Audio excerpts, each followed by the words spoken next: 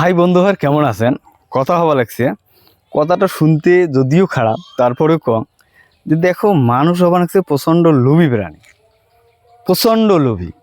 এই মানুষক অল্প কিছু লোভ দিয়ে যে বড় বড় কাজ করে নেওয়া যায়, এইটি বিজেপির থেকে ভালো আর কেউ জানে না। কারণ 2014 সময় মোদি আসি কি লোভটা দিল, কি টোপটা দিল, সবার অ্যাকাউন্টের মধ্যে 15 লাখ টাকা করেই পাইবে।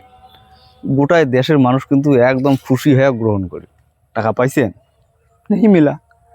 তো সেম প্রসেসটায় এইবার পশ্চিমবঙ্গের মধ্যে শুভেন্দু অধিকারী অ্যাপ্লাই করছে যে বিজেপি যদি জেতে তো 1500 টাকা থেকে 3000 করা হবে।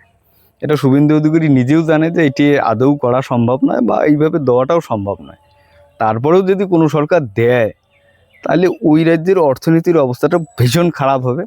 প্রচণ্ড ঋণ ফিনের একদম বোঝা হয়ে জর্জরিত হয়ে যাবে, মূল্যবৃদ্ধি হবে এমনটা। তো সরকার জানে যে মানুষ দিয়ে কাজটা আগে করে নেই, পরে টাকা দেওয়ার গল্পটা তো দেখা যাবে। তো ওই জন্য বর্তমান সময় দেখছেন অন্নপূর্ণা নিয়ে পশ্চিমবঙ্গের মধ্যে যা হচ্ছে। তবে এইটি কী হবে জানেন, হয়তো এই মাসে কানি অন্নপূর্ণের 3000 টাকা পাল, আগামী 2 মাস 3 মাস হয়তো পাবেই না, ফির 2-3 মাস পরে ফির উই পাবে, ফির আর কানি এমন পাবার না।